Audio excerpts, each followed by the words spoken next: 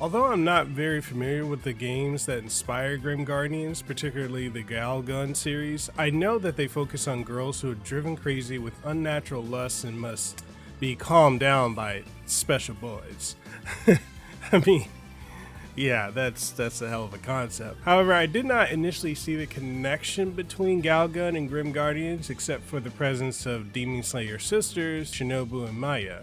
Nevertheless, after playing for 9 hours, I now understand how Grim Guardians is related to the source material, and I appreciate how they subvert gamer expectations, although it is, for all intents and purposes, the unofficial sequel to Bloodstained Curse of the Moon 2. But in its own way, Grim Guardians is very much its own game. The story of Grim Guardians begins with Corona discovering a strange mirror in her lair, which causes the school attended by Shinobu and Maya to shift and twist, becoming overlaid with a demonic castle. Corona has managed to merge her demonic dimension with the human world, and while the sisters are unsure of what is happening, they set out to investigate and defeat any monsters they encounter along the way. Now, don't think that this story in any way takes itself seriously. It doesn't. Which, in many ways, I get it, and in also other ways, I find it to be a bit of a letdown. But it is what it is. Let's talk about the gameplay, which is the most important part here. The gameplay initially looks like it's a Metroidvania in the style of Symphony of the Night. The allure of the game is shooting for that, and the GBA-Vania games, which it's pulling its aesthetic from. It is ultimately more like Classicvania in its level structure while giving you room to explore and save the maidens trapped in the castle. The girls Shinobu and Maya control very fluidly, albeit very differently from one another, with Maya being your sword wielder who specializes in close quarters combat, while Shinobu utilizes a Demon Slayer machine gun to mow down enemies from afar. Each character has their strengths and weaknesses, such as Maya being great for damaging enemies with her combo attacks, yet also being a bit of a glass cannon, as she can't take many hits and has a lower health bar than Shinobu. Shinobu is able to maintain a distance from enemies, but her attacks are ultimately weaker than Maya's, and she will have to reload her machine gun after firing 100 bullets. Now, the reloading of the machine gun, basically you double tap down or you just press the fire button again and she'll start reloading. But you're gonna have to wait for the animation to finish, which is roughly about 2 to 3 seconds, which can, in these type of games, can be a matter of life and death. Being able to switch on the fly when playing single player reminds me of Castlevania Portrait of Ruin in many ways, as that game had you switching between Jonathan and Charlotte on the fly to traverse and battle enemies. While this game definitely embraces that mechanic, even going so far as to allow you to stand on each other's heads to get to higher platforms, the game radically turns the genre on its head by allowing for 2-player co-op and dividing the game mechanics between the 2 players. In many ways, you could say that a lot of the co-op mechanics, and even in many ways the way Maya and Shinobu play, is very similar to Inti Creates' earlier release, Dragon Marked for Death, which was a modification on their earlier work on the Mega Man Zero and ZX series, as well as the Metroidvania formula. And it is a game you should play, just so you know, which also allowed for up to 4 players simultaneously, locally and online. While Grim Guardians is local co-op only, it is still a blast to play with another player, as I played through most of the game with my wife and we managed to make it through the halfway point of the game together, with her playing as Maya and me playing as Shinobu. Grim Guardians Demon Purge does an excellent job of introducing players to the game mechanics and allowing them to choose the difficulty they prefer.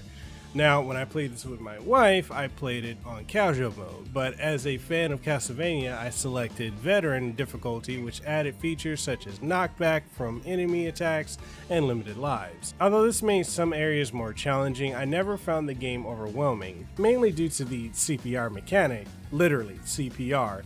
If one of the sisters dies, the other can revive them by quickly pressing a button, and they will come back with half health. However, taking damage while performing CPR will force the player to start over. Additionally, if both sisters are downed, a life must be spent to restart at the nearest checkpoint. Each sister has a unique sub-weapon that provides additional exploration options. These sub-weapons do not require weapon points to use, and each one has alternate uses. For example, Maya can hover with an umbrella, while Shinobu can hang from walls with a grappling hook. The sub-weapons are complex and can be refilled by smashing objects to pick up more weapon points. Furthermore, some gated areas can only be accessed by using the appropriate sub-weapons to break them. There are numerous hidden paths that can be discovered in this way. Even though the game progression is relatively linear, fortunately, players can use a pillar at the beginning of each stage to warp back to any previously completed location and explore further. I found the Grim Guardians started off relatively simple for the first 2 hours, but things really started to pick up about 5 bosses in. Suddenly, all the side paths that I had started to notice were accessible, revealing many hidden secrets. I even stumbled upon some lost students from Shinobu Umaya's school, who, when found, would heal my sisters a bit and help me unlock various achievements. The game is full of crafty hidden areas that lead to amazing items, and using the compass to find them was a big help. So here's an example. I discovered bullets that increased the amount of ammo Shinobu could fire, and an item that boosted the base health of both sisters. Despite wandering quite a bit, I still didn't find all the goodies lying in wait in this Demonic Castle. Now let's talk about the boss fights, and in my opinion they are the true highlight of this game, as any Inti Creates fan would expect. Each of the bosses tests my knowledge of each sister's strengths and weaknesses and rewards me for acting accordingly. Rapid reflexes are almost a must, especially on the veteran difficulty. I lost count of how many times I got knocked into bottomless pits during some of the boss fights, but once you learn their attack patterns, the CPR mechanic makes it manageable. There's an excellent variety of bosses, some of which are clearly inspired by Castlevania, such as a giant bat composed of a swarm of tiny bats. And one of the things I actually like about this game when you defeat bosses, and it's really a call over from Rondo of Blood, or Castlevania Rondo of Blood, is that when you defeat a boss, they'll do a last minute desperation attack to try and kill you. And when you fight the bat boss, it'll take one of the sisters, and you'll need to use the other character to kill the boss to get your other character back. Now, I have to admit, I did initially think that the game was a bit underwhelming with how short it seemed, but as I progressed, the game's story took an interesting turn that reminded me of the classic games that I grew up playing, like Ghouls and Ghosts. It opened up new paths that only became accessible during a second playthrough, and the bosses became even more challenging with new tricks up their sleeves. Even though I completed the game in roughly around 9 hours, there's still plenty more to explore and multiple endings to discover. For fans of Galgun who might be worried about the game's tone, fear not. Grim Guardians is full of humor with plenty of funny moments between the sisters Shinobu and Maya, as well as other characters. The voice acting and diverse language options also add to the experience overall.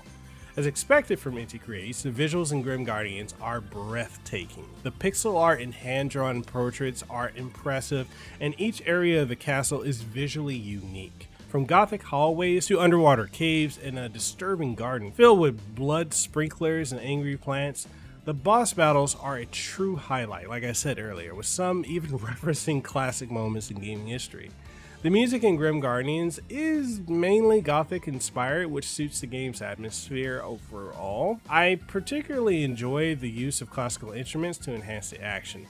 Now, in wrapping everything up, Grim Guardians Demon Purge is an excellent game, though there are a few minor issues that prevent it from being perfect. For the most part, the game runs smoothly on Steam Deck, Nintendo Switch, PlayStation 5, Xbox Series X and S, and if you're playing this on the Steam Deck, you can get anywhere from 3 to 4 hours on a single playthrough with default settings, as this game isn't graphically taxing.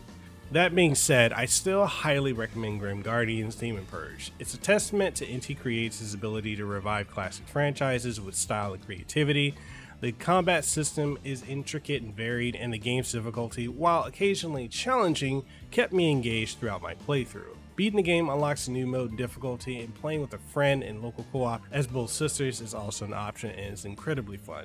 If you're a fan of platformers and are craving a new adventure with Castlevania-inspired elements, this game is definitely worth checking out.